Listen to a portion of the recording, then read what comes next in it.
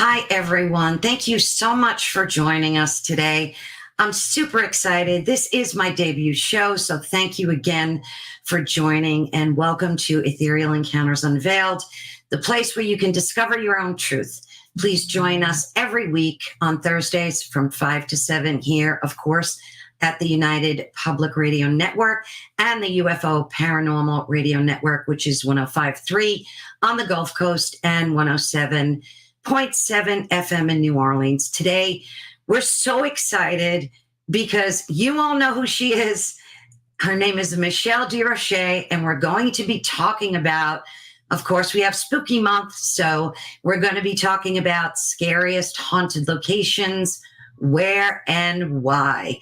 Now, Michelle, I'm going to bring you on board. We know you don't need an intro, but welcome, welcome, welcome. I am so thrilled and honored to be able to speak with you today about this topic. It's just, thank you. Thank you.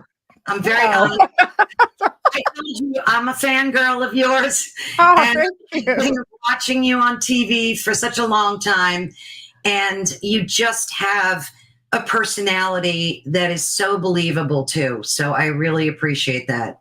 Oh, thank you. Thank you. I really don't run around screaming demon, though. I like to really make it up there. It's tough because I'm real logical as a researcher and as an individual. But of course, you know, out of all the answers I could possibly give, everybody wants the big D word just because it's the money word. So it's just like, all right, hello. So anyway, I'm glad you enjoy it, and I'm very humbled because it's, you know, it's created a really nice fan base that has followed me into radio. Absolutely, absolutely. Now, everyone knows you. You're an international public figure who's actively researched the unexplained and the strange weirdness, high strangeness, whatever it's called. But just in case for folks, especially folks that are listeners of Ethereal Encounters Unveiled, tell us what triggered your interest in this. You spent decades in the field doing incredible research and having incredible experiences. Do you want to talk about that attachment you had when you were 12? And like, was that the beginning of this for you? Give us a little background. Yeah, you know, I've been around, I guess, dead people most of my life because I was, you know, really, I'm an intuitive kid, like most kids are.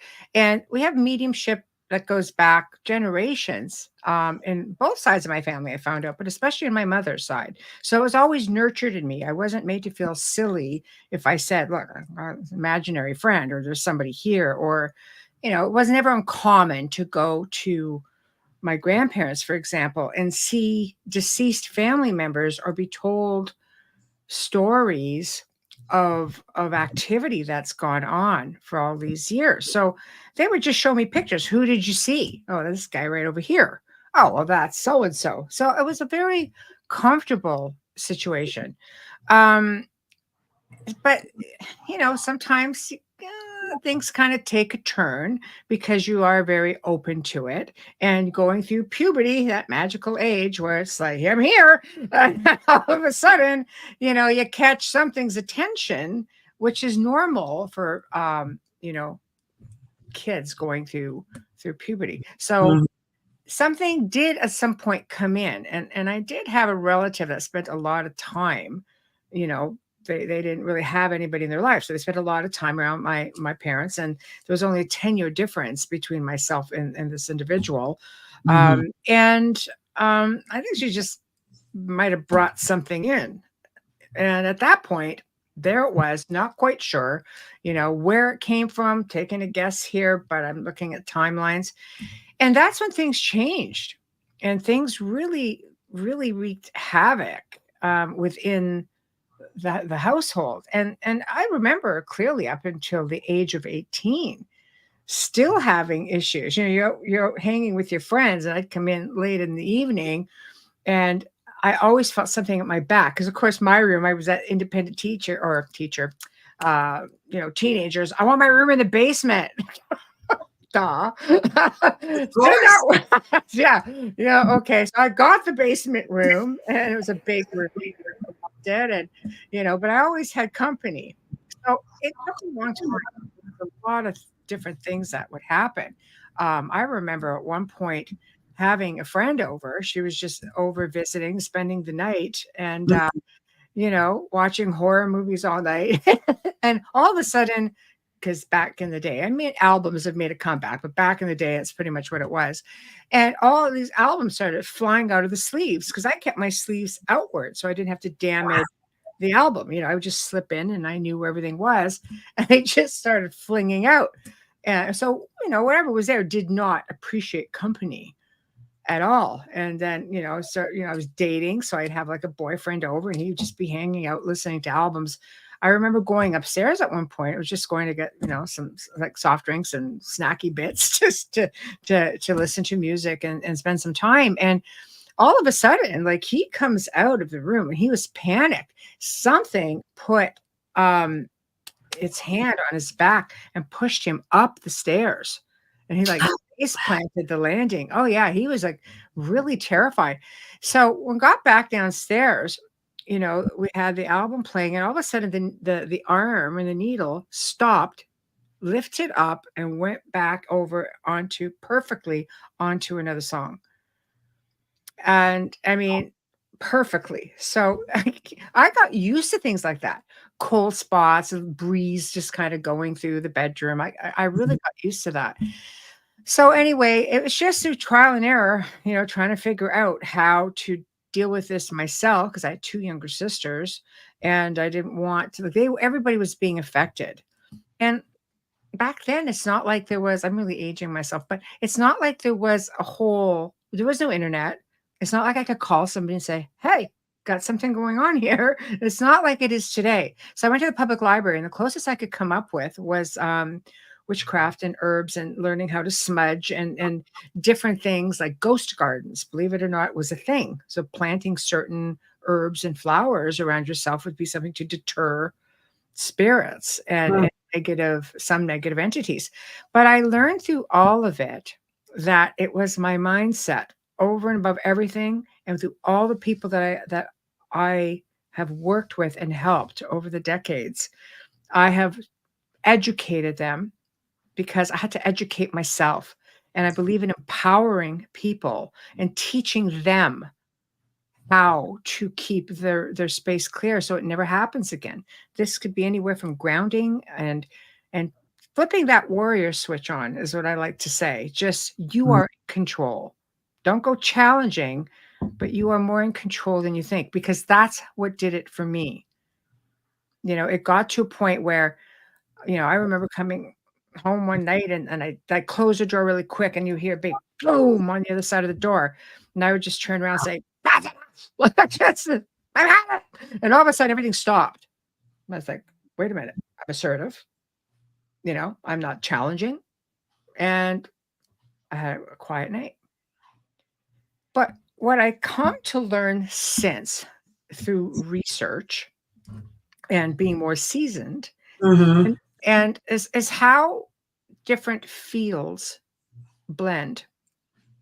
Extraterrestrial experiencers often have these paranormal experiences, and everything seemed to come to play when I started doing research, and I started realizing 50% of the people I was helping, and 50% is quite a bit if you think, because I've worked with, I can't even count how many people I've worked with over the years. Half of those people had ET experiences as well.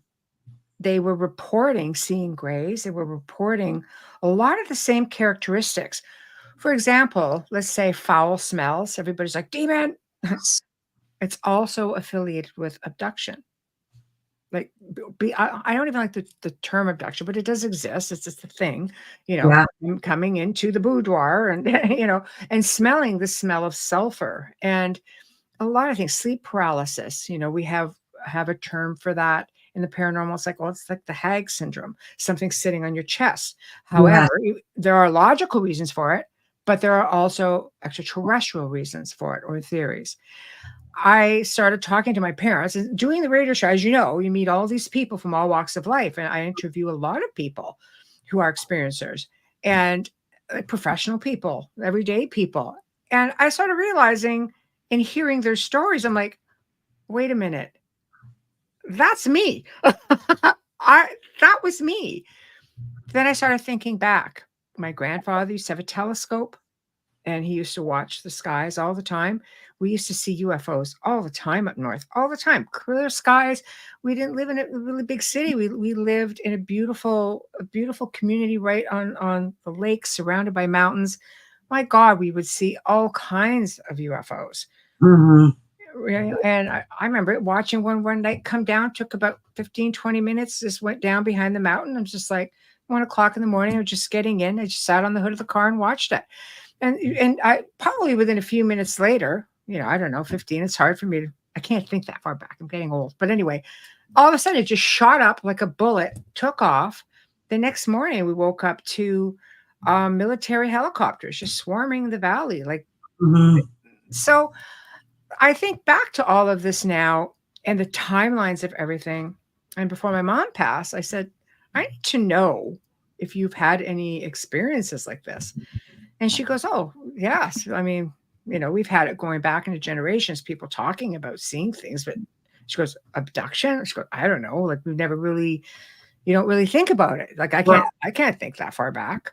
Mm-hmm. But she said something very interesting. She said, well, your sister, who I'm not going to just name off on international radio, but says she was supposed to be a twin. And there was no twin. Oh, wow. After a while, like upon birth, it was sort of like somewhere along the line. And she's just like, I said, well, there are explanations for that. She goes, yep. And they were ruled out. So left that alone. So I started mixing everything in together now. So I tend to wonder with some of this activity, because we are very powerful beings. We can psychokinesis the heck out of all kinds of things, telekinesis. And I think, right, under certain levels of stress or what, just going through things, energy changes, very possible. But I tend to wonder how much of it was actually from an experiencer standpoint, because when that came up and started ringing a bell, then it all started up for me again.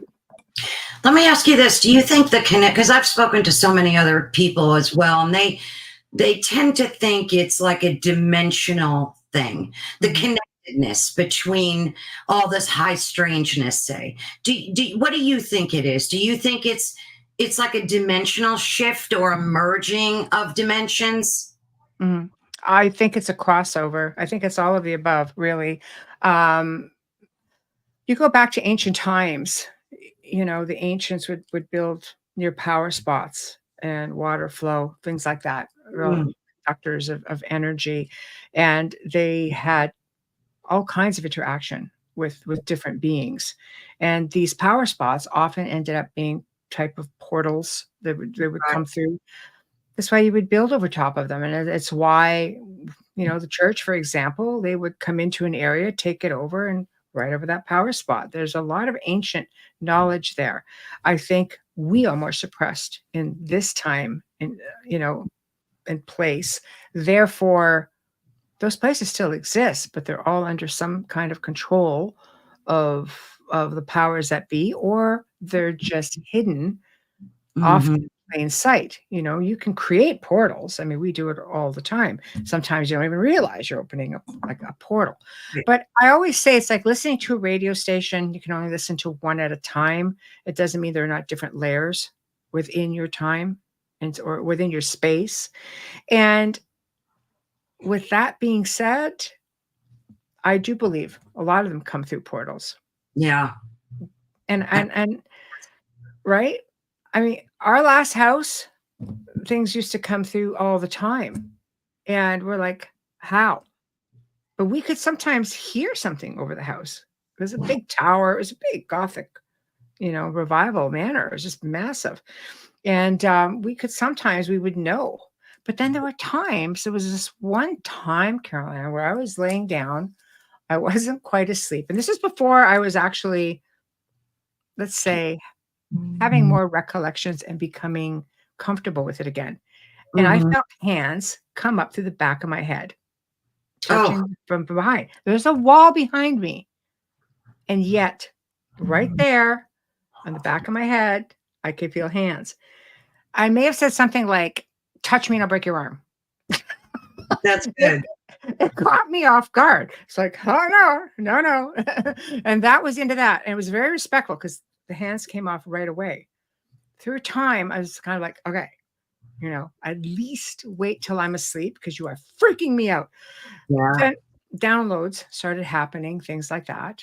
And then crazy things started happening in the house that we knew wasn't paranormal because the house was haunted.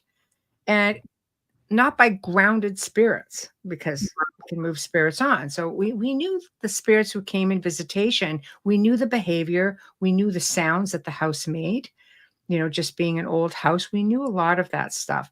And I was one night where I was just laying down. I was just getting ready to go to bed. So I'm just sort of just nestling in, and the house is high up, so there was a street light from just across the way that sort of shone through the curtains. It was so high up, I would often just, open the curtains and leave the shears because nobody could see you. And across from that was a river. So it was fine. And I look, and there is a gray, probably about, I don't know, 4 feet. He's just Wow. looking at me and close enough that I could touch it. And I looked at it and I just went, nope. And I rolled over. I said, nope. No. Good plan. Yeah, no, no. And when I look back over, he or she was gone. Like it was respectful.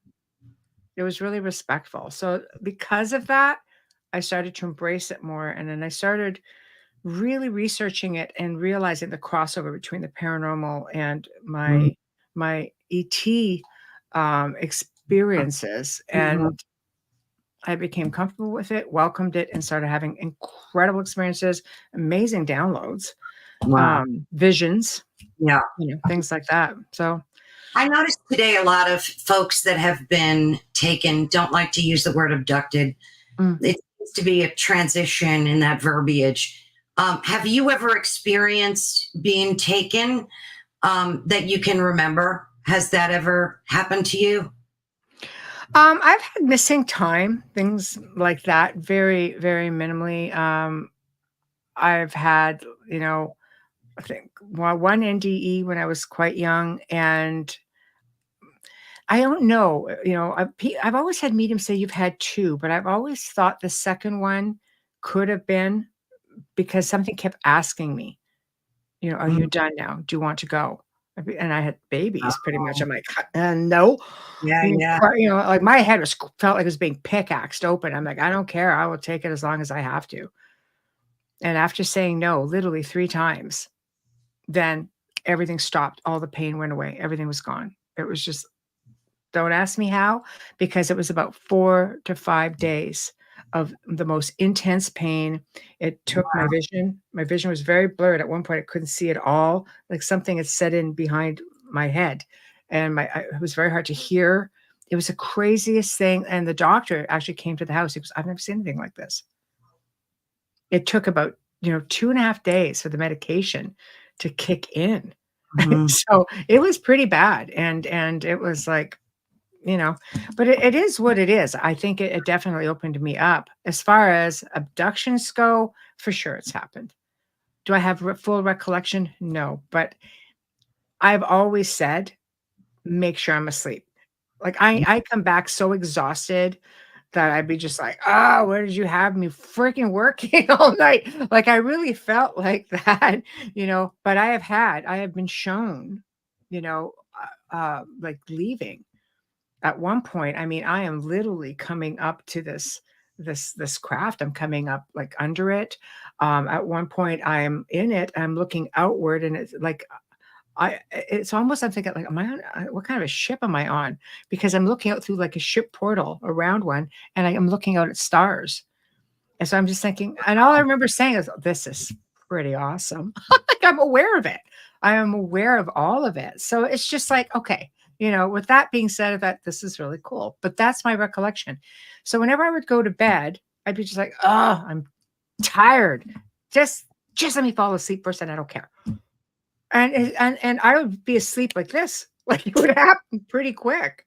I think it's so interesting how you set the criteria for yourself Mm. with these experiences, and you did that way before anybody really knew how to do that. I mean, nowadays we hear about how to deal with these things from all the paranormal shows that are on TV, but back when you were having this, you set the pace and you put your foot down as to what was going to happen or not, it sounds, right?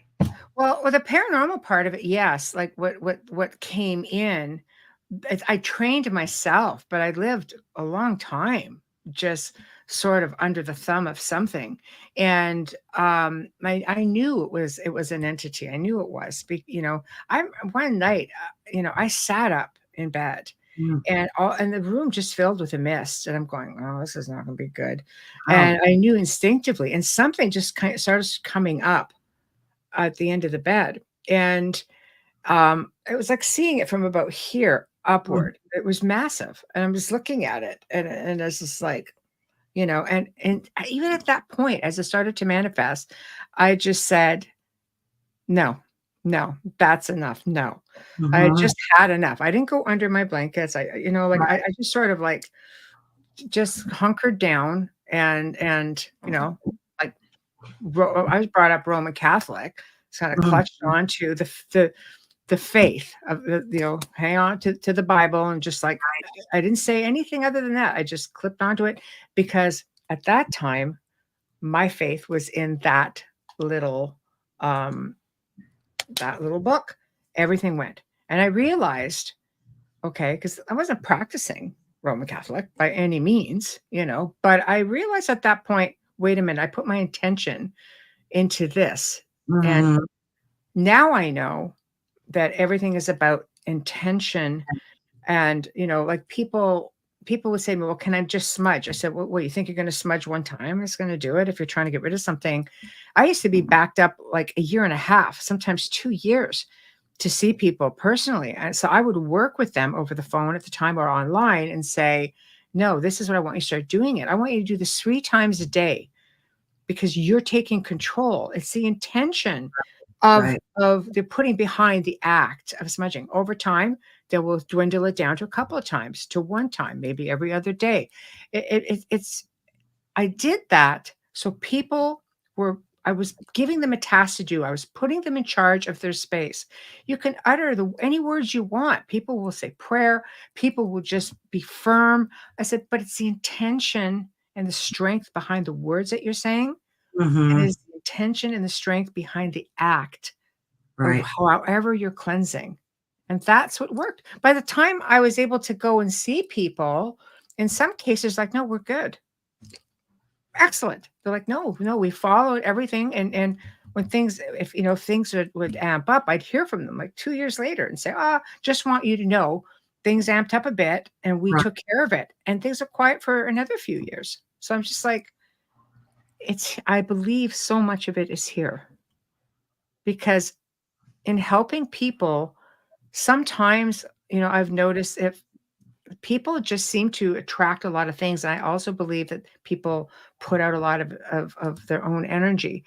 And I Mhm. would get calls like and emails from people like almost like once every few weeks. Something's come back in. You need to come back. I'm just like, I can't do that. I'm one person Right. and I can't fly to the other side of the world. If I'm on the other side of the world because I am a world traveler, then okay. But that's not my life on an average. So you So have to teach people how to empower themselves and do this for themselves then, obviously. yes, I think for me that's always been key. And Also, I think I've always been very open with people. There's Mhm. so many groups out there now, and there have been for a lot of years. And I commend anyone who wants to donate time to help people. Absolutely. But not everybody should help people. There are some great researchers who go to haunted locations and they're like, bigger locations. They just want to do it for the research end of it. Because when dealing with people, you know, and this is feedback that I've gotten from people that I have been called in to help. Like, Mhm. sometimes people call me, say, "I'm so glad I found you. I've been through all of this hell and back trying to get people." And I'm just like, "Well, what do you mean?" She goes, "I've been made to feel that I should be really, like, fortunate that they're there for me." I'm like, "That's not right. That's not right." I said, like, when I go into a place and how I've done it on an average, it's just like, "Okay, I'm here. I believe you. Mhm. Try to figure out what's going on." But I got seasoned enough to know by what I'm hearing, am I dealing with psychokinesis? Am I dealing Right. with some kind of an attachment? Am I just dealing with a human spirit? But I'm just like, just let me take the weight for a little while. You relax. This is what I do. Let me just try to figure it out. And thank you for entrusting yourself and your family to me. The gratitude comes from me. It should not come from them. That's so nice. You don't hear that. No, if it has to be, because it's a hard thing. Can be hard enough for people as it is, you know. I mean, some people work 2 jobs, some people just struggle, Sure. some people got kids, soccer, it's busy, you know. Sometimes when these things happen, they don't see it coming because you're just so busy in life. But unfortunately, it's very difficult to get an understanding, especially logical people. Logical people are sitting there going like, what is this? Like, I've not experienced anything here, but my family is seeing all Right. kinds of stuff. Usually it's a logical dad going, "Oh, okay, whatever. It's the house Right. settling. But the house is settling, knock it all off," right? But meanwhile, things are going crazy.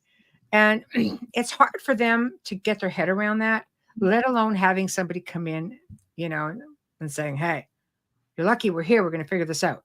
Right. But Right. sometimes they don't figure it out. Sometimes they go in, they make it worse.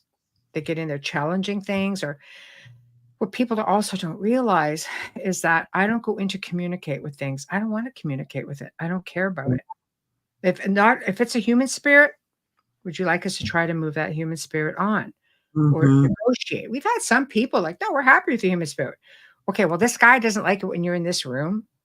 He likes it for like 1 hour a day because he used to sit here every day and just look outside or watch the news. And sometimes just by communicating that, everything stops.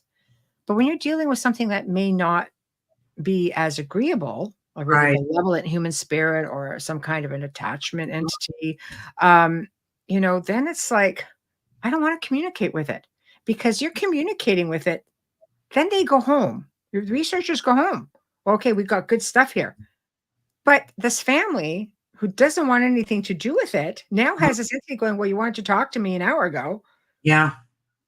And the cycle just keeps going. I think you Mm. just need to factor in things like that. Did you have a team with you, Michelle, or did you do these solo most of the time?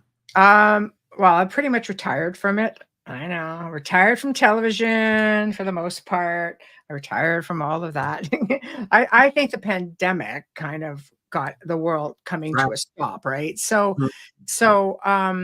used to have a team, and I used to work with people who were very gifted mediums, and because I'm the guy everybody tells everything to. So for me, I already know everything. I need that validation from other people. And we've had people who were exorcists who would go in and, there were times where we were doing like 2 or 3 a day. Wow. That's I know. So it just got to be a lot. And I'm tired. So I could see where that would wear thin on your soul after a while. well, because it's not just going to locations. Like, I help a lot of people. I still help a lot of people, Mhm. even to this day. But it's all done remotely, Right. or it's just done like even through computers. Like, tell me, what's going on. A lot of times I can get them through it, but it's time consuming. It's not like you're not just haunted a few hours out of the day. Something goes on. I used to get calls at sometimes 1 a.m, people just screaming and panicking on the phone.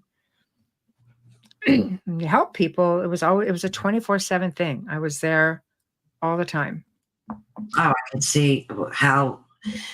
So you're a world traveler. You've been fortunate enough, Mhm. and in your travels, you went to Romania, correct? Yes. And you visited. Now, I'll probably butcher it. Hoya Bashu Forest. The Hoya Baciu Forest. That's right. Very good. Yes. That's a mouthful. So tell us about your experience there when you visited.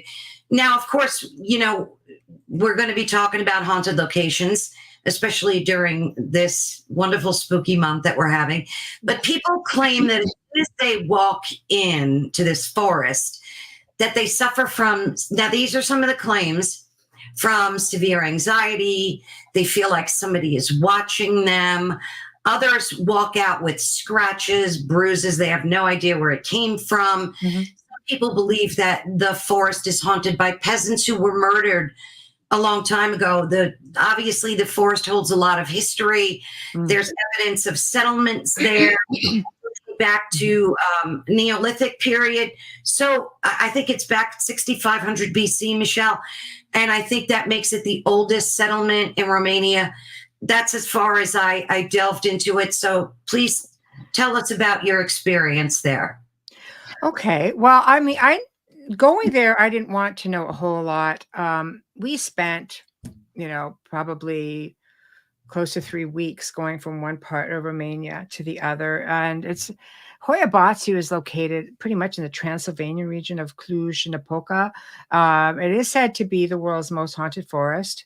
It actually means the shepherd's forest. And the reason it was given that is because one day a shepherd from a nearby village entered with his flock and disappeared with all the sheep, never seen again. And it was recognized, of course, as being haunted when a military technician photographed what he claimed was a UFO. Now, when we were there were locals telling us stories of seeing UFOs over top of the mountain, like all the time. But they appeared in the part of the forest, which is this round clearing. There are technically two of those clearings, but the one is the one that everybody gravitates to. So it appeared in 1968.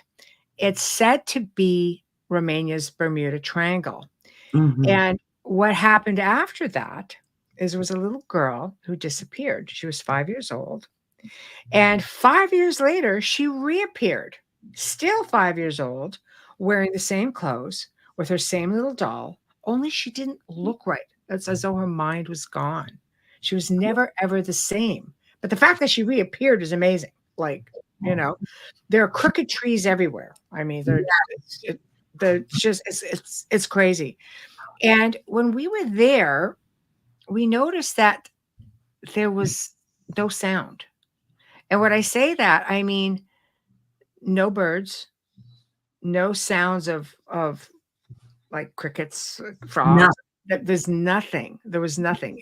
The only thing we could hear was this droning sound, almost like a humming in the background. And I came to find out it was actually under a no-fly zone. We could see planes going all the way around, but not over this mountain. So when we got there, it was probably about noon. We decided, we're going to go in. We're going to have a little picnic, and I'm looking at the clearing, and I'm just like, I'm gonna have a nap. That's just me. I'm gonna have a nap. Really, I wanted to do that because I wanted to take it in. So I lay there and I closed my eyes and I just started taking in the energy. And I could feel things just moving around me all over the place. Like, God, this place is crazy. And I mean, it goes back, they figure 16,000 years ago. Like, because I was there with a couple of friends of mine who are part of my team and also very dear friends. And one is Romanian. She's from we were there staying with her family and such, and so she was doing some research while we're up there, and I'm going, I'm feeling it all coming around. Then out of nowhere comes this guy in this old rickety cart with the big wooden wheels. And I thought to myself, it's not uncommon. There's many parts of Romania. It's almost like time has stood still, and you still see things like this. It's a regular occurrence coming through the circle. So I'm like, okay. And I thought to myself, I'm just going to go up. I just want to poke the man. Just want to see if he's real. So I'm watching him. He looks over, watches me. As he drove through, he went into the past into the forest. I pull up, I go in and I watch. He's not there. I went through the forest and we're like, okay, that was weird, but okay. We went earlier just to get a feel of the place, and that was that. So, night starts to set in.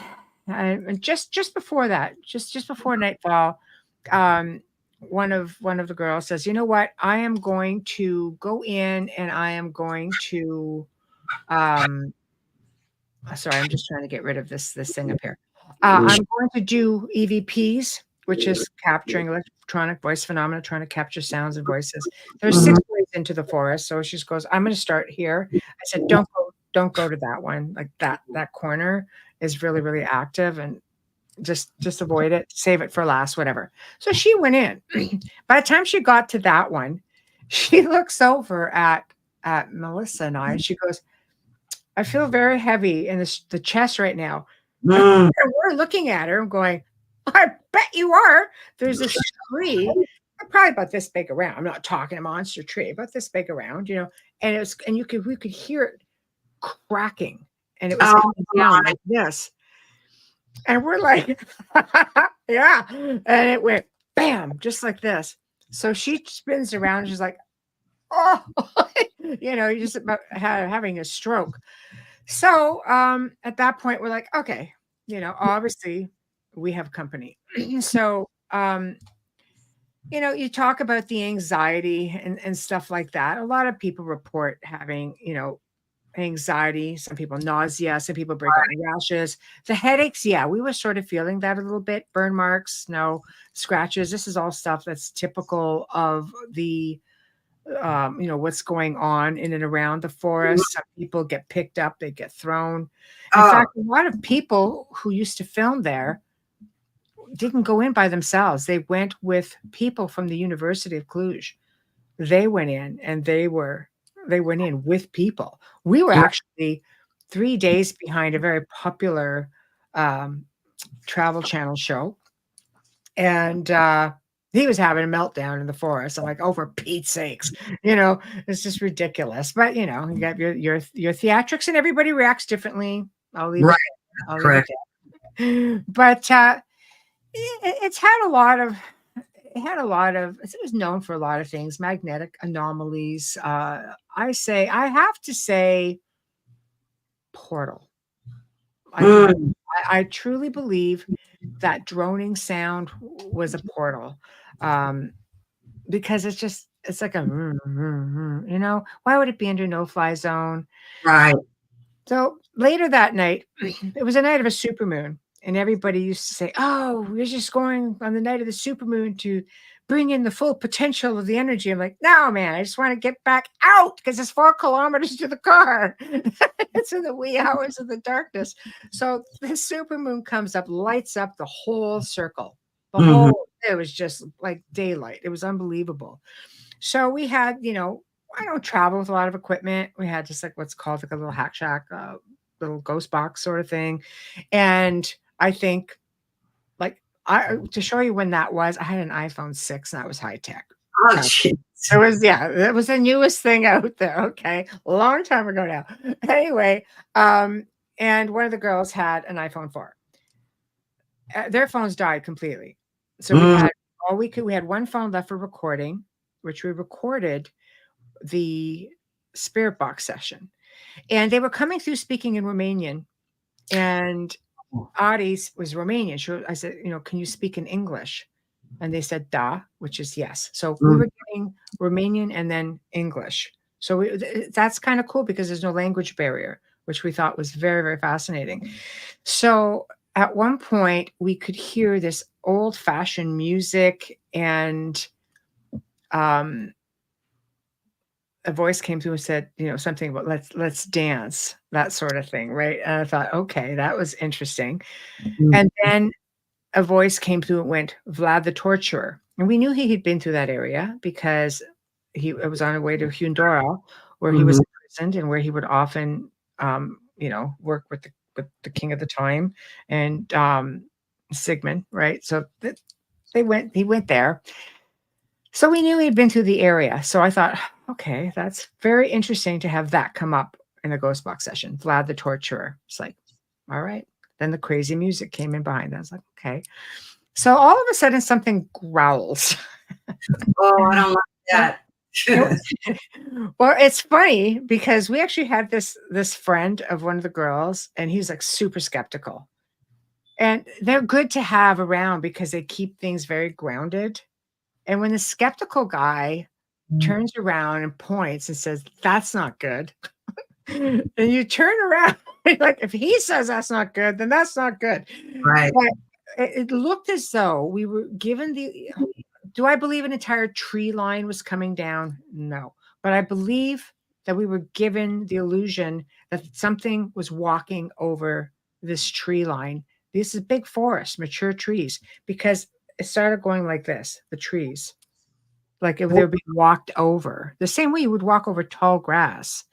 And I'm thinking, I don't believe the forest trees are coming down. We'd be hearing it. There'd be something. But you know what? Stranger things have happened. I learned to stop discounting things. And the logical side said, no, it's got to be an illusion. So the box says, go now, run.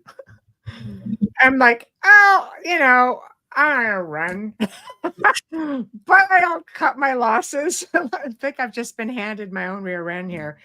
So I will gracefully make an exit out of the forest and at least say that I did it with style and grace. That's right. On our way out, we could hear, I mean, realistically, it was respect for the spirits who were taking the chance. And they were saying, go now, run, something's coming. And this growling, grrr. And when that first happened, Audie's like, "I'll be quiet. Nobody's talking to you," because that's the kind of thing I say all the time. And then that's when all of a sudden, go now, run comes in. It's almost like Mama Bear was coming in, Mhm. And we're like, this isn't cool. On our way out, there was something on our heels. We could hear it crunching Oh. in the leaves behind us, coming through Mhm. the trails. And one of the girls took a picture, and it was an orb the size of a basketball right hovering over the trail. I'm funky with orbs. I believe there's a lot of spirit orbs, and I believe we're coming out of a forest. Pollen, dander, moisture, dust. I mean, I'm logical about this stuff, but it was the only one there. It was so big, and it sat over the trail. And we were at this time outside the forest, and we were in full on outside of it, making our way down, Mhm. and we make it back to this hotel. This is a gift that kept on giving because it followed us. It had a really long reach. Wow. And for whatever reason, something followed us back. And this state of the art hotel, the only way you get power in your room is if you put the card in, you slide it into a slot in the wall, and all the lights come on. So it's not like the electricity like it's high tech. It's not going to just start messing with things. You pull the card out, electricity's dead. Mhm. So we get back, and at this point, I'm just glad I have Wi-Fi. I'm like, well, that was fun, because I'm nonchalant about a lot of it. It's like, whatever, right? So I'm trying to catch my signal and catch up. All of a sudden, the phone keeps ringing. It just keeps ringing. Pick it up. There's nobody there. Front desk, right? Like it's not our phones. This is the hotel phone. Mhm. Except she goes, "Are you seeing that?" I'm going, "Yep." Don't care. So that's kind of how I am. So she's filming all of this. All of a sudden we get a call from the other two who are one or two stories up. And she goes, there's something, the phone's going crazy. There's something walking around in this room. All of a sudden we hear something walking around. We're like, okay, this isn't good. We could see the mountain from where we were, the forest. And I'm just like, this is not good. Anyway, things went quiet. We thought, oh, okay, somebody's just sort of like, you're in my space. I'm showing you I'm in your space. Mm. So I'm one of these people that's like, I'm going to bring some soil back. All my friends, bring us back soil from the haunted forest. Okay, why not? Sure. All right. Bring back some soil, some stones. What else? What is anybody? Anything else? Trees. I brought back like broken tree branches. Oh boy. I still have it all. It's great. But the girls did too. Things just don't seem to react the same with me as they do with other people. Mhm. I attribute it to mindset. I had zero issues when I got back. The girls within a couple weeks started having issues, getting phone calls, hanging up, like crazy things, electronic stuff. Yeah. And people they gave a stone to from the forest started having a lot of issues. Mhm. Um, See, it just kept going and going and going. 2 years later, some of the exact same stuff started happening, even to the people who got the stone, who didn't have issues before. I don't I know. believe that. I've heard of people returning stuff like because they had so many bad experiences that they actually go back and bring back the stones or dirt. Yes. Yes, exactly. I bring back stones and dirt from every place I travel in the world. So That's I don't have those issues, but people are like, oh, this stuff's happening. I'm like, what, right. really? They know better than to mess with you, Michelle. I don't know. It's either that or I'm just like, you know, I think it's just how I handle it Yeah. because at the other house, I mean, I come home from working um with a family in a certain case, something would growl at me in the kitchen. And I'd be just like, I ain't time for you right now. And I just keep walking. So Oh, like, you're not going to get that reaction from me. right. I remember prepping to go to help another family, and it was apparently really, really bad. And Mhm. there's a really horrific backstory to it. Somebody died, somebody's sitting in jail right now with no recollection of what happened Oh. because probably got jumped into. It was the same thing. It was a pattern that kept happening. And the people who brought me on, the same thing happened with them, only no death, but serious injury. Mhm. Anyway, they know that the theory that they know before you get there is it's a for sure thing. It's a for sure Mhm. thing because I was getting ready. I was in my ensuite and I heard 3 knocks on my bedside table. I come out of my ensuite and Mm. I just sat there and I went, I just smiled to myself and I Mhm. just got out of there and I grabbed my purse. As I just said, I'll see you in an hour, mister. I grabbed my purse. And I don't know. That's it. That's it. And it followed. It was there. It was there when I got there because we're doing a walkabout and it's all growling at me through the audio and everything else. It's like acknowledgement is empowerment. Yeah, absolutely. Has anything ever frightened you to a point where you were like, okay, that scared me. I'm done. I can startle like anyone else. The one thing that threw me off was working a really, really bad location. And you tend to get, it was really early days. It humbled me a lot, this situation, um, because something followed me back Mm. and it went after my daughter at the time. Oh, She lost her vision completely. There was no explanation for it, completely blind. And we took her to specialists, eye doctors. We took her to specialists, had pictures inside of her eyes taken, CAT scan, MRIs, you name it. She had it. And it took my family doctor, who was also a good friend of the family's. And he goes, what have you been working on lately? And I thought about it. I went, oh my gosh. wow. And I acknowledged it, and the family there were 2 families involved. One family wanted us to go back, and one family did not. They were really suppressed, like a major oppression was happening, and, we were supposed to go back after the Easter holiday, and, they're like, "Don't come back. We don't want you to come back." So, I just tapped in and connected and just said, "Stay away." "Alright, no problem." People are like, "You sold out, made a deal." I'm like, "No, we weren't going back." Mhm. You tell me to stay away. All right. But the family did not want any further research. They didn't want anything. So, I don't make deals, Right. So, I was just like, okay, not a problem. Well, we knew we weren't going back anyway. And she came downstairs like the next day. She goes, I can see, like literally, like almost within, I don't know, 12 hours. I can see. Okay. That's crazy. It's humbling. It was humbling. Yeah. It changed how I did things moving forward because things have followed back. And, I have a story that I like to tell is because it was interesting. There was one haunted place that I researched for years. It was one of Mhm. these places, a public place. So, but it was, oh God, it had a mix of absolutely everything in there. And you could call at any given time. It was not uncommon to have things come out growling at me. I'd be called every name in the darn book, you know? So it's like, okay, first time something ever came to a phone and called me the C word, I was shocked. And Oh, wow. the best I could do was say, "You're a potty mouth." That's the best I could do That's was potty funny. mouth, right? It was hilarious. I was like, "Oh my God."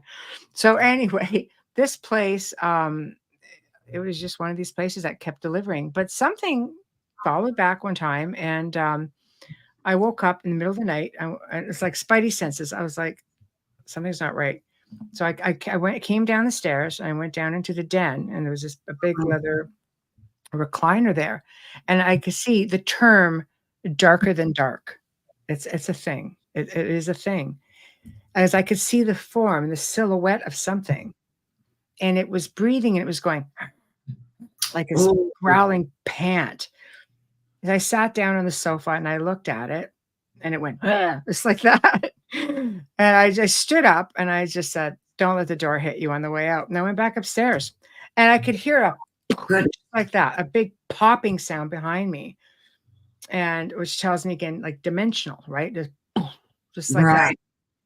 And then I listened halfway up the stairs. I went, okay. And I went back up to bed. I was just like, you know, but if you let it get you, then it gets you. It's Right. not that you don't feel the fear. I don't want people to think, "Oh, no," like, I just throw caution to the wind and just get out there and get careless. I don't do that. But I learned a long time ago that from my own experiences that I'm just not giving it to you. I'm just not giving into it. It's not that I don't feel it. It's how I distribute that energy. I'm also like just a bit of a meathead too, because I'm just a highly aggressive individual. So it's like you come at me, I'll hold my ground, Right. But that's pretty much that. And I've had incredible experiences all over the world. Very, very fortunate. But Hoya Baciu was definitely a place that I will never forget. It holds up to its name, like it really does. It commands respect. And would I ever go back? Yes, of course I would. I was just going to ask you that. Would you go back there? Oh, yeah, I'd spend the night this time, though. Yeah. I would. What about other places? You have very famous places that we know about that are haunted, like Eastern State Mhm. Penitentiary.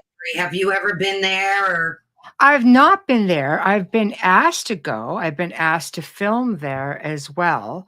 I think there's some places that have just been so overdone as well. So yeah, I'm always very careful about where I go, and a lot of my experiences have happened in the least, well, I won't say the least mhm, expected to be haunted. I've had experiences, all over Romania, Egypt, France. I mean, any place I've been, it's been incredible. But Eastern State Penitentiary is long-standing history of hauntings. And, mhm, you think about it, it's had so many researchers. And you have to think about why a place is haunted. I used to do kids programs for large like libraries and things like that, mhm. and always try to been asked to do it in a way that wouldn't frighten them. So I always approached it from a historical standpoint because everybody goes, "Why would that place be haunted?" Well, think about it. Let's break it down. Eastern State Penitentiary, okay? It is a prison. So you have people who would get put into prisons who were crazy, just like you're insane, you're deemed insane. You're Yeah. being put into a situation here that is essentially, um, it's dangerous. You are with convicts, you are with rapists, you are not in a very good situation. Okay. Do you think that mindset changes, or that of maybe a murderer? Sometimes when you're harsh conditions, that mindset doesn't change just because you lose the physical body. That means you get to take it into the afterlife. If you're stuck, it's your essence that makes you the Right. person. It's not going to change, you know? But a lot of people feel sadness there and oppression, which makes complete sense. You have that type of energy and those kind of people, it's going to attract something maybe a bit more malevolent to come in and feed off of that energy. Um, Death row seems to be the most active spot there, and I mean, and then the prisons had people like Al Capone, William Sutton, Slick Willie, Yeah. who was like an American bank robber. They were inmates there. So you're gonna have a lot of hardcore people, and you don't need hardcore people, but these are pretty hardcore people. You get punishment such as icy cold bathwater poured on you. Mhm. Sometimes, like, in the winter, you're dunked in water, hung on a wall until ice crystals would form. They had the mad chair, which you were bound so tightly to the chair that would cut off circulations, and they Yeah. would leave inmates, sitting there in their cells for, like, 23 hours a day in the dark. How functional do you think that makes anybody? That's not going to Right. make anybody functional. But Yeah. that's They what you're had some getting into. stuff going on there, putting them in the pit and isolation. And so, yeah, that makes perfect sense. I mean, they have tours too, which I really have no desire to go on one of those, but people love it. Mhm. Yeah, they do. I think tours are an opportunity, thanks to paranormal television, which has an influx of interest because people, and you even have your sofa investigators, because they don't have anybody in their community to go out with, so they live through a lot of these programs because they get to experience these new locations every week and new techniques of researching, and don't be going in there. There's something in there, and it's fascinating because some of these places will have chat rooms. Like, they'll connect up to, like, at the time, Twitter, and people would just be putting in things. We see this, we see this. It was a phenomenal interaction. But what it's done is it's created this whole influx of interest, and people want to go and have their own experience. And they love that fear factor. So Yep. places that offer ghost tours or ghostly events such as Eastern State Pinch, and maybe Waverly. I mean, they Yeah. happen all over the place. It's a place where people of like minds can connect, where I say safely in an environment. Not that the environment is safe because you don't know what's going to come out at you, but you're Right. going in knowing that. I know when I used to do a lot of tours, we used to do a lot of ghost walks, but I also used to be a paranormal representative for a very large castle up here in Canada. I'm not just going to blurb it out because they don't promote that sort of thing right now under new management. But I was their paranormal representative. So when people come in, they would be told the history of the location. We would talk about some of the haunting experiences, and I would teach them how to properly do voice recordings, how to properly communicate with spirits, Mhm. and I would teach them how to protect themselves, which you have to do because some people go in there totally throwing caution to the wind. And then you get that one guy who just doesn't believe. And sometimes they love to make believers out of Yes, non-believers. So, definitely. right? I remember having a tour and a woman dragged her husband along. It's always a woman dragging the husband along most of the time. And we were in this one part of the cemetery. We went there because it was very historically active in the city. had given us permission. Always get permission from the city. Always, Oh, always, wherever you're at, always get permission. So we went in there, and this woman comes up to me. She goes, "I haven't seen my husband in about 20 minutes," and she was afraid to go back by herself. So I come to the back, and I see this man standing with his arm out. I'm like, "It's just a straight." I'm going, "All right." He's like, he's like, "Something has my hand." oh, jeez. So I'm like, "Ah." I said, "How do you feel about that?" He goes, "Not very good."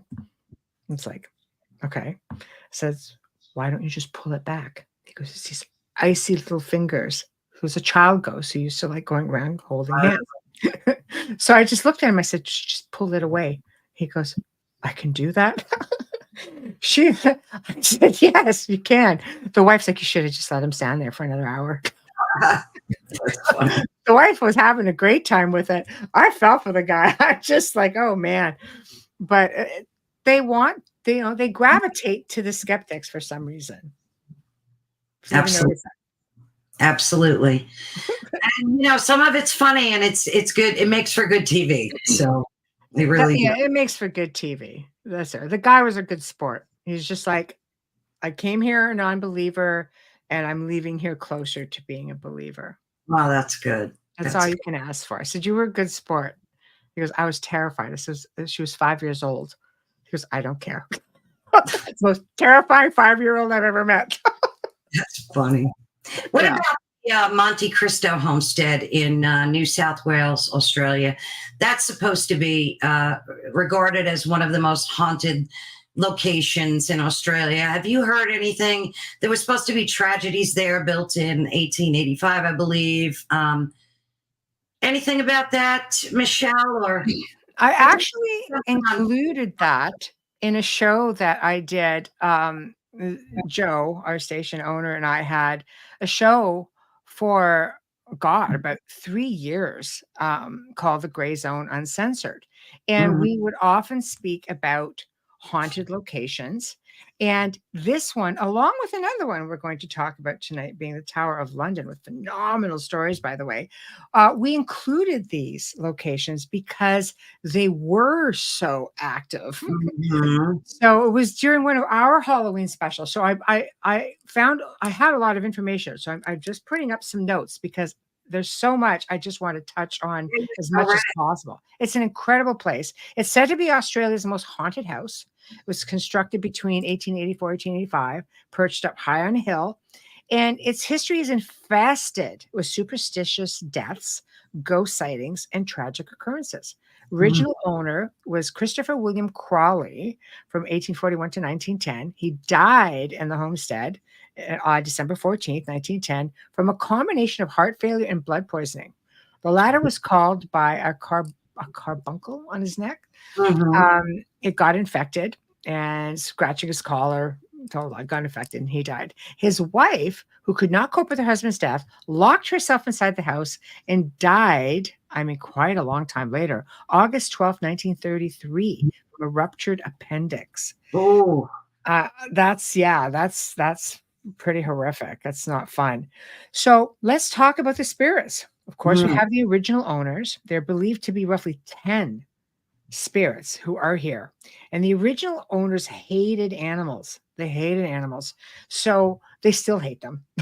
Remember, we talked about that essence. If you hated them then, you hate them now. right. Same idea. And the people who live there now, the new owners, they had chickens, they had kittens. The chickens were all found strangled to death. The Oh, parrot was choked to death. The litter of kittens basically were all brutally killed. ooh. I know. So Mr. Crowley haunts the room to which he died, and his spirit, of course, he's still kind. He's a kinder spirit. His Mhm. wife, not so much. She ruled the house with an iron fist and basically dared anyone to enter her house, and still does. If she doesn't like you, she will scare you. Literally, she will go out of her way to scare you, and it'll feel like like ice water. like Mm. literally on your skin. There's also a mentally disabled boy who was kept hidden in the homestead's cottage for many years. There's a spirit of a maid who committed suicide by jumping from one of the balconies. And of course, Mr. Crawley got two of his maids pregnant. Right. I So, didn't hear about right, that. not uncommon for the times. The Right. one actually hit the stairs and was killed instantly. So I guess when she jumped, and her ghost still haunts the veranda, and the ghostly bloodstain marks the spot where she died. Now, the second one, pregnant maid, gave birth to a son. She named him Harold. And when Harold was a young boy, he was involved in a terrible accident on the premises and he was hit by a coach. So the child survived the accident, sustained head trauma, which disabled him for life.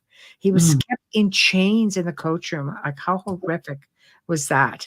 And when he died in an asylum, so not even on the grounds, he returned to the ground, which is after his death, and people hear the sounds of chains.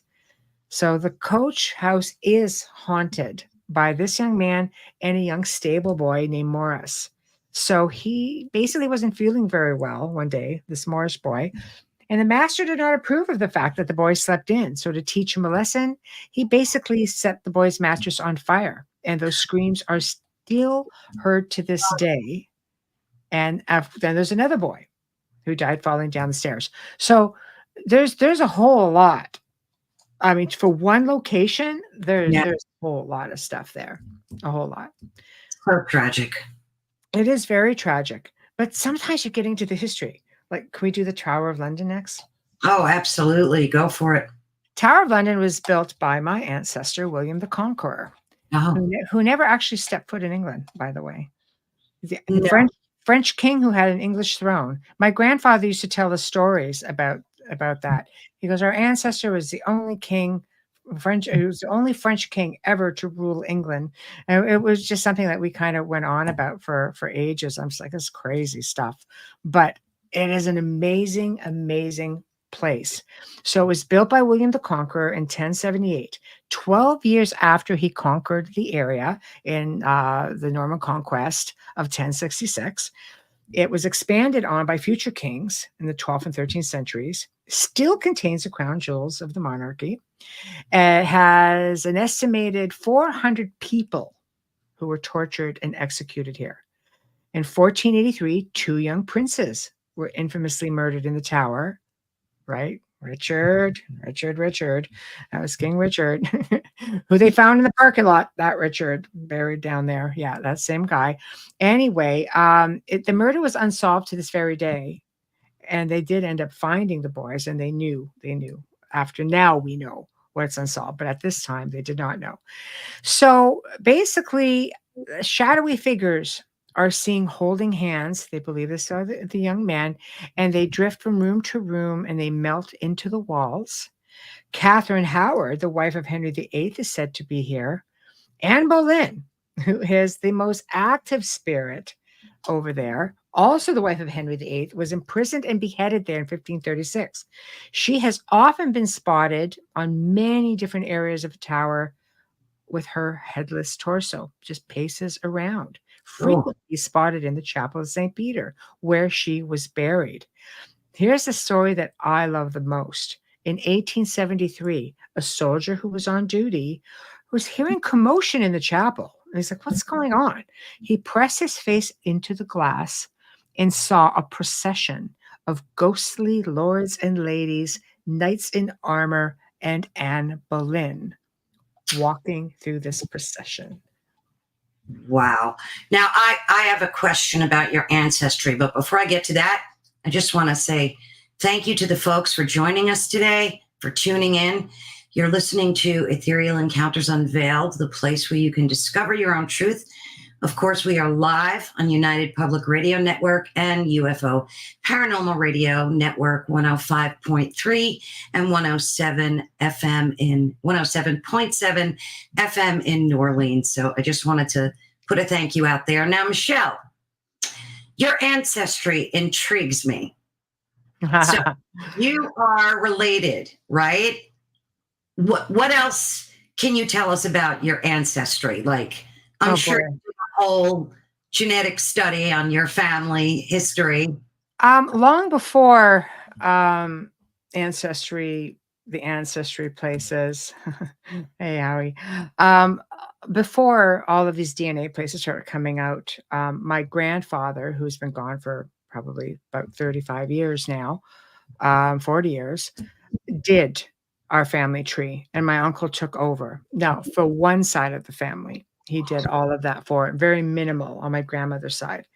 Um, and of course, I dealt with a genealogy lab long before they Mhm. became popular. So I was able to validate a lot of that. And what we did find was that my grandparents, their lines crossed a couple of times at least throughout history. So my grandmother's side was, William the Conqueror, and my grandmother's side Wow. in Portugal, we had Knights Templars. My grandfather's side was just sat on, I mean, a couple of different lines of knights. One was in the private guard, whose name is on a monument in England for William the Conqueror, who was my grandmother's ancestor. So that was Wow. crossing there. Mhm. And then we had another ancestor who was up. They all came from Alsace-Lorraine, which was the Templar town in northern France. And he basically, when I guess the prince, I can't remember which prince it was. It's all written down in the books because our family actually wrote a book about our history.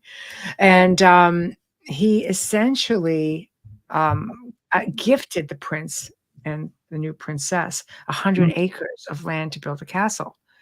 And Wow. his wife was part of the court, of the French court. So there was a whole lot of different stuff. But it's why Templars are so also very near and dear to me, because we have them throughout the family lines, going back into, um, you know, Portugal on my grandmother's side, because I think it was her great great grandfather, whichever one. Anyway, it all eludes me. But he was a grandmaster and owned a large fleet of ships. And I believe it was his daughter who was very well revered, and Mhm.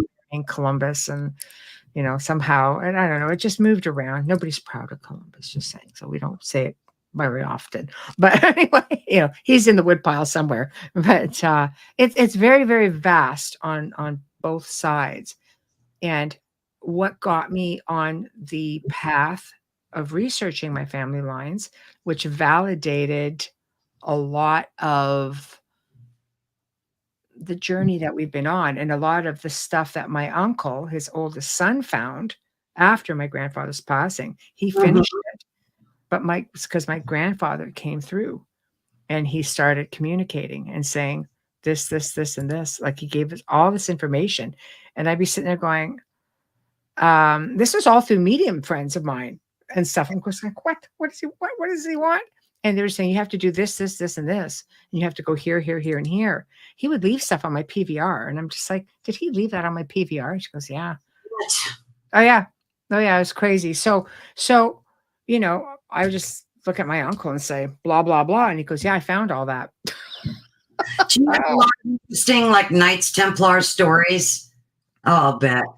Oh, there's all kinds of Knights Templar stories that go on. In fact, I mean, you ever want to interview somebody of real interest, you have to interview my friend Hamilton White, who Oh, owns who yeah. owns the Tamar Horde, which is a horde of Knights Templar artifacts that took 10 years to put together, that came out of Portugal. It was a cache of stuff Mhm. hidden during the Inquisition of that time, and it's invaluable. It's but never before seen Knights Templar artifacts. And anybody knows, a lot of stuff about Knights Templar. I know a Yeah. lot of people who know stuff about Knights Templar, you know. So So it's all very, very intriguing. It's all fascinating stuff, but it's interesting, the dead have a way of speaking, and my family was always very, very open in the afterlife and coming through and communicating. But like I said, I grew up with stories about, nope, nope, your ancestor was the only French king ever to rule England and never step foot in it. Okay. Nothing to me then, you know. I'm like 14 going, that's cool. But when he passed away, I wish I had listened more to the stories. Yeah, intriguing. Mhm. Um, any other locations that you visited that are close to your heart in terms of hauntings? I mean, we also have places in England like the Ancient Ram Inn. Have you ever been there? I've not. I've not been in. I have researched it. It's not a part of England that I visited, but this is one of those places that's so very high profile. I mean, a lot of Mhm. shows have done it because it is crazy active. Yes. And it's been featured. I mean, Most Haunted was probably the one show that really, really brought it to the world. And there's so many others besides that. The Black Right. Monk House. That's The another owner big, of the Black Monk House came on our show a couple times. It's crazy the stuff that he was telling us. It's nuts. But anyway. But getting back to the owner of the house, John Humphreys, who's passed away. He purchased it in the 60s, died in 2017. He is the current owner is his daughter Caroline. Now, he claimed to have experiences literally from the very first night. In fact, the family would not even stay on the right. premises. He said, well, these were demonic forces that were grabbing him and Right. dragging him across the room. And he had uncovered evidence of ritual sacrifices and devil worship, found a lot of skeletal remains of children on the site, which he believed had been stabbed with daggers. But the one that was the most aggressive thing over there was the poltergeist. And people who stayed there, and a lot of researchers as well, had claimed that they fell victim to the poltergeist, being yanked out of bed, tossed around. And Awesome. place was built in 1145. What do you want? It's said to be the most haunted place in the Isle of I believe it's the Isle of Wight, that it's located. So I mean, did factor all of that in. They again Yeah. we're getting That place into gives me the heebie-jeebies for some reason. Like yeah. when I saw it on TV, it just didn't have good vibes for me. I don't know. Well, I mean, if you think about it, something that goes back that far, and I don't Yeah. know what is it about a location, while we're on the whole sacrificial stuff. When we were in Romania, Castle Cornovis, which is known as Hunyad Castle, but it's Castle Cornovis. We found out that someone who worked there had let people come in to do sacrificial stuff.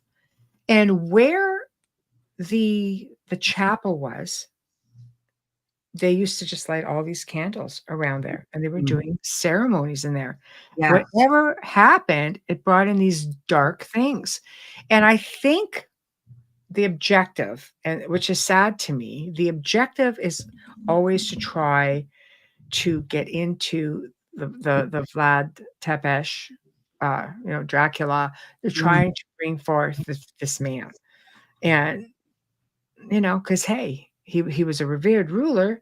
He impaled everybody, so he's just this is a guy we want. And I think what starts out as that also brings a lot of dark energy in. And according to people who have researched it, and according to staff members who have been interviewed on it, because you can actually rent this place for investigation. Same with Brandcastle. And this is stuff that was coming out that the energy seemed to turn. So when you're looking at a place like the Ancient Ram Inn, and this is some of the things that have been happening, how long had it been happening, and why? Was it Right. always dark? Well, Well, like you said, depending on the ground itself, mhm, and a lot of people build too on ground, ancient, mhm, ritual sites, and they don't know, and things happen after that, right? I mean, mhm. be careful what real estate you choose. No, it's true. It's true. You have to be very, very careful because there's some places that are quite benign. I have a Right. friend who lives in England and they're over top of an old Roman cemetery. It's 30 feet from an old Roman road out in England. Yeah. It's just like, and he goes, we don't have all those problems. Because house is haunted, don't get me wrong. He said, but we don't have all those problems. So Yeah. what triggers people. It's Right. just like, why do people all run to cemeteries? What is it about a cemetery that makes people want to get in there and do really silly things? Why do people always assume first off that cemeteries are haunted? If you died, why would you hang around your body?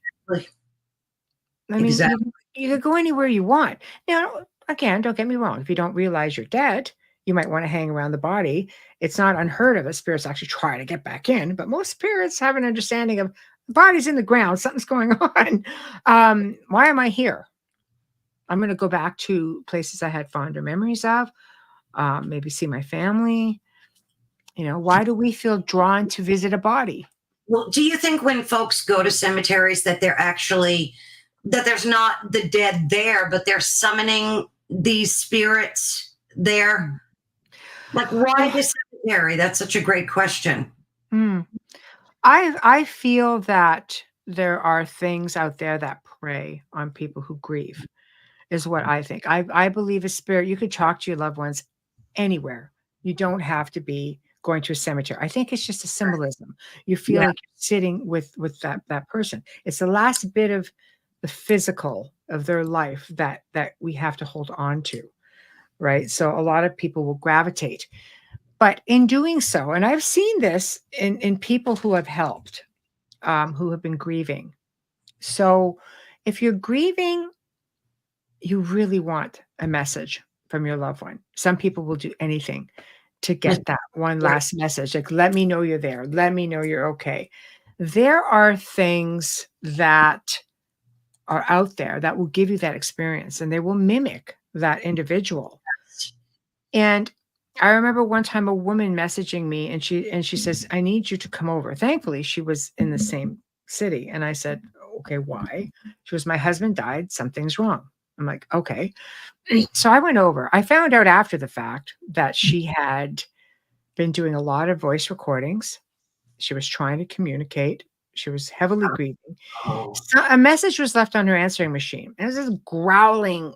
He was name calling her, everything. She was, I need to know if that's my husband. I'm like, I don't know. Does your husband like you? Like, it's just really harsh stuff, And she looked at me. I said, I don't mean to sound like nonchalant about this, but I mean, do you not know your husband? Is this how he spoke to you in life? She says, no. I'm like, okay, you have a much bigger problem because you won't stop communicating. And there's something out there that has come in, giving you all the signs that you want. And now it's taking over because you were in a state of grief that you can't pull yourself out of. It took her like that was a couple of years of working. When I say working with some families, it's not just like a snap of a finger or waving a wand. Sometimes you were working with people. Like I think the longest term I've ever had was almost 3 years working with one family. wow. Just bringing them out of it. Just they finally did. They came out of it. It was just like, no, we're in charge. It's just the fear took hold and they could not, because you could get rid of one thing and something else will come right back in. If you're leaving your foot in the door, right? Yeah. So cemeteries do that. I think you go, you grieve, you just wish for something, you're hurting, and there are just things that feed off of that. This is why after my husband passed away, I partook in none of that stuff. Right. Well, that's kind of a good idea. But you could talk, you could just speak with I them do. telepathically. You could teach, Yes. like, right? You just Oh, don't I talk to him every day, yeah. but I don't ask him to respond either. So, Right. I'm good enough just talking it out. But your dog would be the dead giveaway. It's the first thing I say to people is when something is going on. And I said, do you have a dog or cat? Cats are said to be protectors. I mean, ancient Yeah. Egyptians believed it. But I said, follow their lead. If there's something that doesn't belong there, and you've got something just staring up at the ceiling or barking aggressively because it's trying to protect you, that something isn't right within Right. your space with energy. And here's something else that people don't even think about. If your animal is acting erratically and you feel that there's something going on, and maybe your dog, for instance, may be more aggressive than normal, it may not just be, if he shows aggression towards you, you might want to consider the fact that they are still a sentient being. They're still a physical being that something can attach to. And because Sure. they can't speak for themselves, many That's times it goes unnoticed. We've seen pets with attachments. wow. It's so sad, Yeah, right? I've seen footage of horses that were demonically possessed, and they ended up dying because of it. So, No, they do. I mean, they just drain the energy. But yeah, I mean, true possession, they say is few and far between. And ultimately, when you're looking at the different stages, death is usually the last stage, whether it's the death of the person who is possessed, or maybe that person has killed somebody else, or maybe both. Like, that's why they say it. Like, it's very rare. But I mean, you look at some faiths and they'll tell you it happens all the time. I think attachments and possessions are very different. absolutely. Now that it's Halloween time, everybody is into, the whole scary thing. Mhm. And I hear a lot of people talking about the veil being thin, and they don't even know what it means, but they just heard it and repeat it. Right.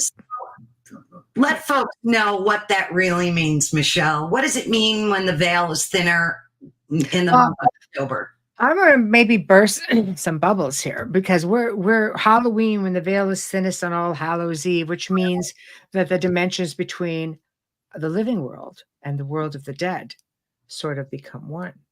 So we have more experiences. But however, if you go back into old pagan times, they'll tell you that it's usually around Christmas, between Christmas and New Year's tends to be when the veil is the thinnest. There are cultures all over the world who will actually set places at the table throughout these holidays. I mean, you have to understand it's a holiday for Christians, Right. but it's not like that for everybody in the world. And I think the veil can I think it gets thinner more than once a year personally.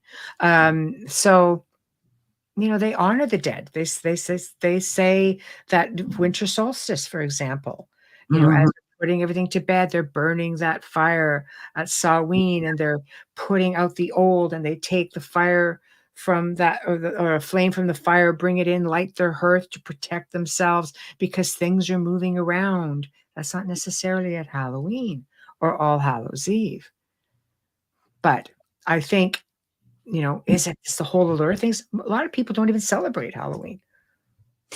Yeah, and I think Right. more and more are not because they see it as a pagan holiday and they don't want to partake in it. But it's really not. It actually came in with the Irish. And they used to have, when jack-o'-lanterns, they used to just carve out turnips. And they came to this side of the world and said pumpkins were much better. But there are some parts of the world where people are starting to get into it. But I mean, even during Samhain, during the solstice, they would dress up to try to even trick some of the spirits. And I mean, you have to understand when the Christians went in and took over an area, they would incorporate a lot of that into their own holidays, and with the Romans would do the same thing. So a lot of this tradition, stemmed going back a long, long time ago, and it's been changed in some places. Heck, at Christmas, you go back to the time of the Victorians, they went through a spell with, no, we want to tell ghost stories at Christmas. You didn't buy a gift. You got them a really funky card, which Right. was kind of macabre. You would tell ghost stories. You would picnic in the cemeteries. You would get into old seances and do table tipping. And that was around Christmas time. So I don't know. I just think that we incorporate so many different things into our lives without knowing how ancient some of it actually is, True. right? And then I think we need to be careful when you are giving thought to things because you can manifest things as well. That's what tulpas come from. Slender Man, tulpas. We can create things. This tulpas have been created. Ancient cultures, Jewish, were very, very notorious for and knowledgeable about creating tulpas and handing them down and so on and so forth to family members upon passing. It's a whole crazy thing. But if you're going out at Halloween and you're going out to haunted places. Maybe you've booked a ghost tour. Maybe you're going to a haunted location. Maybe look into ways of grounding your energy. So it makes it a little bit harder for things to attach to you when you're going back home. How does one do that, Michelle? There's a lot of different ways. I mean, I have a grounding technique that I've sent out to clients I've worked with and to our researchers. Do it ourselves. I'm happy to send it. Guys, just email me. Go to the website michelledesrochers.com or michelledesrocherscontact@gmail.com because it's a process. Right. I'm happy to email it. There's a belief that you just brush yourself off and you just say you can't follow me. That's it. There's different ways. You just set your intentions. And your intention is no, you're not following, you're not welcome, right? And if you think something has come back, sometimes spirits are just interested in you. Maybe you remind them of someone, children who may be looking for their parents, or maybe there's something about you that just you seem extra motherly or fatherly, that they just resonate. Just maybe explain when the spirit follows you, like, you shouldn't be here. You're dead. Your mom is waiting for you elsewhere. Don't be afraid. As God-fearing people, we have people always say, why are there more older spirits who are, here? Not as much now. Not that there aren't, I think. But God-fearing people were just like, you obey those 10 commandments. And if you have stepped outside of bounds and you're conditioned to think you're going to hell because you've stepped out of bounds, then a lot of these spirits are going to hang back and say, I'll take my chances and stay here. So, well, then, if you are raised to believe that you have a very loving God, then you shouldn't be fearing things like that. So a lot of it, again, is conditioning and mindset, Right. spiritual faith, and saying, your God is all loving. You were taught that you will be forgiven, then ask for forgiveness and move on. I like that. So you let the individual use whatever they were comfortable being raised with, and that empowers them to protect themselves. You have to, because if I'm dealing with a Christian and I come in with like a Buddhist faith or something entirely different, they're going to be like, or if I come in with no faith, it's not beyond just mindset. So there are people out there who won't help you unless you're of this faith, and they're helping because they're of this faith. There are people who don't believe in any faith. They just believe in extraterrestrials. There's different mindsets. If you don't work with the background of this person or this family, where do you think they draw their faith from? Don't you think that's important? You have to help them find that faith, or you have to help them realize that draw on your faith. It's what gives you strength. And in having inner strength and positive everything, that is what is going to take you to your road to healing and taking over your own space. You don't have to be nasty about it. You don't have to be challenging. Be firm. It's my space. You're not allowed here. Get lost. I never thought about that before. That's such an excellent point, to know the person or party of people that you're going to help know about their beliefs and their convictions, so that you can empower them to protect themselves. That's right. You're just reinforcing the tools they already have. You say you already have, a faith, a background. Draw on it. Whatever gives you faith, whatever gives you inner strength. If it's the image of your family that's sitting there driving you to want to fix this, then that's the image that keeps you going. Believe me, mind over matter. The dead, I think we have this fear of things we can't see. And of course, it can do things because you can't see it.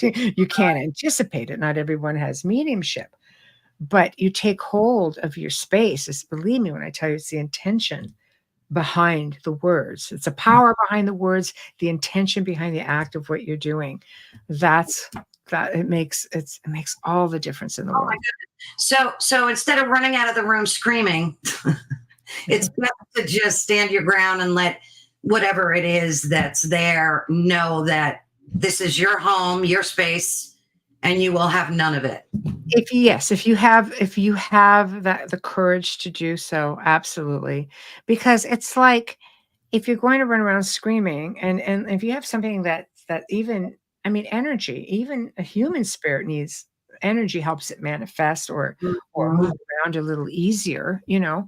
At least that's the theory. If that's the case, and you are like full on frightened and you're letting out all this energy, it was like, oh, I felt good. I'm just gonna, you know, or maybe they just get a charge out of it and get you reacting every time. But it's like if you have an argument, you'll know it. Here's a prime example. Let's say you have an argument with somebody in the house.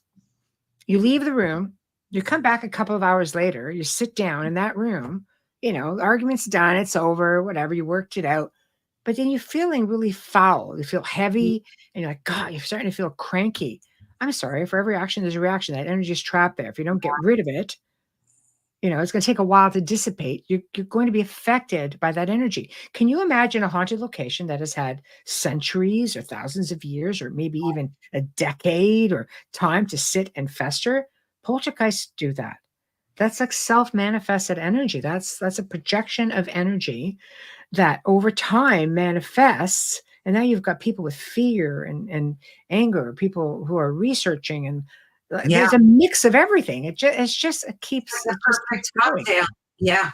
So know your history, know what it's about, and no, it's not all a demon. Just saying.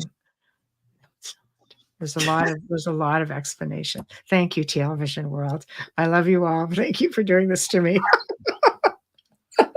But yeah, but there's a lot of logical reasons. Be logical, be open-minded is the advice I give you. Try to go with an open mind. We don't have all the answers. If you're lucky, when you get to the other side, you'll start getting some of the answers. You don't know all of the answers here. We're a very small pebble on a very large beach. So, Gosh, that's so true. right? Well, At the this end of was so awesome. I loved every direction of this conversation. Thank Just you. so perfect in every way. Thank Thank you you. so much. Pleasure. And I Pleasure. Thank you hope for we, having me. oh, of course. And I hope we can do this again in the future at some point. I would love to. Anytime. You know where to find me. Thank you, Michelle. All right. Talk Good to night. you soon. Bye. Okay, everyone. Thank you so much for joining us today. I can't express the thanks that I have. Of course, if you have any questions, let us know. Michelle is just an awesome person to be able to have on for my first show. And don't forget to join us every week from Thursday 5 to 7 p.m. That's Eastern Standard Time. Every Thursday, we will be live on United Public Radio Network and the Paranormal Radio Network, and that's 105.3 on the Gulf Coast and 107.7 FM in New Orleans. So please don't forget, share this show as well. All of it matters to us. All the shows stream on all social media, and each week, listeners will be introduced to featured guests and various television shows from film to radio. Of course, you know the topics, including ancient history, ufology, paranormal, extraterrestrial theories, conspiracy theories, cryptozoology, and so on. So we look forward to a few laughs along the way and getting to know our listeners a little bit better. We hope that you will join us every week for this amazing journey. Again, I thank you so much. My name is Carolann, and awesome meeting each and every one of you. Thanks, and have a great and safe rest of your day.